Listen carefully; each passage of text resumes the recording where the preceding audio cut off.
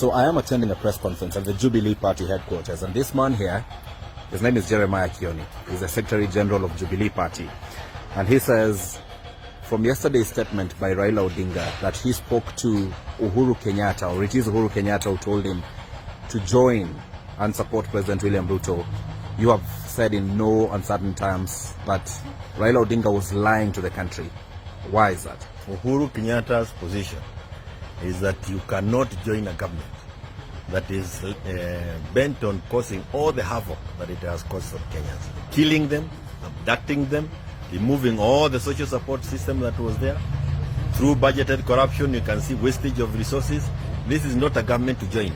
It is actually a government that we should be working to remove as provided for in the constitution.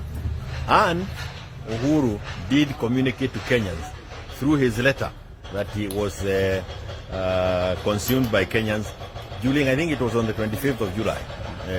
And if you want to know his thinking, his position, and why you have to really be careful about what Raila said yesterday, and what I hold to be untrue, it is not accurate, then you know that what Uhuru Raila said yesterday was really a misleading position. SG, we are not disputing the fact that you're the SG of the party that Uhuru Kenyatta leads. That's the Jubilee Party. But you also acknowledge that there has been a very good camaraderie between Raila Odinga and Uhuru Kenyatta for the past 2 years. Yes. So why would you put a doubt in what Odinga says as Uhuru having told him on phone? On 2-3 occasions, I can tell you, even on the issue of Nandiko, the position, the advices were separate. And I can also tell you, when Raila was also engaging Obasanjo, it was not with the full knowledge of all of us in Azimio. We were running of it and after effect, after the event. So, good relationship is there, but it is not good again to drag other people's names into the mud. Kama umeamua, amua. Why was there a good relationship? Because both of them are politicians. So when you make a decision, as Uhuru did make a decision of going to Kasarani and handing over the instruments of power, even when he had his reasons and he knew that elections had been rigged. That's a decision he has chosen to live with. He has never told us that Raila told him to go. No. So Raila lied. Don't blame others. Don't try to blame others. When you make wrong decisions, live with them. The decision that was made by Raila is a wrong decision.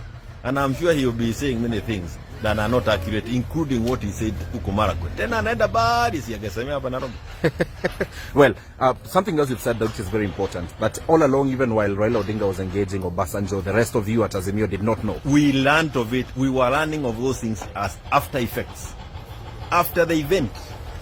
Kwa hivyo aka kasafari ya kwenda watu walianza kitambo. Sisi tumekuwa tumejaribu kumwambia jamani, msiende, mnaenda pahali ambayo haifai, mnaacha wa Kenya. Sasa wameruka ndani. So very briefly, and even as I conclude, you've said that there are now 2 ballots, Kalonzo Musyoka's ballot and William Ruto's ballot. Yes. What does that mean? Are you endorsing Kalonzo Musyoka, or are you saying that we in Azimio is a coalition that is in the opposition, the coalition that has put together the opposition for the time being in this country, and it is the opposition, the coalition that associates with Gen Z na Wakenya. Na sisi kama ambao wako ndani ya Azimio, we had Raila as our presidential candidate. He has now left for AU. In politics, you must look ahead. There's no vacuum. There's no vacuum. That hole has now been filled by Kalonzo Musyoka. Does a clarion call? Does a clarion call Ruto must go still stand? And if it does, then does it mean that even those who've joined him, Joho, Ambadi, Oparanya, and Wandai, should equally go? And will that extend to mean by Ruto must go? When we say Ruto must go, it is everything Ruto is in.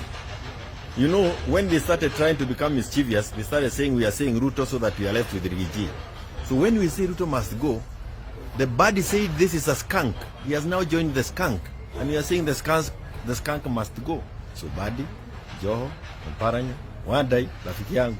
Sasa wameingia kwa they all must go. Does that extend to Raila Odinga? Hata yeye mwenyewe kama ameingia pandio, si hata yeye wana Kenya wenyewe wanasema must go. Sinaona hashtag. Yes. Ruto Raila must go. Who am I? Thank you very much. Thank you very much. That is the Jubilee Party Secretary General Kioni, who's just finished addressing a press conference here in Nairobi.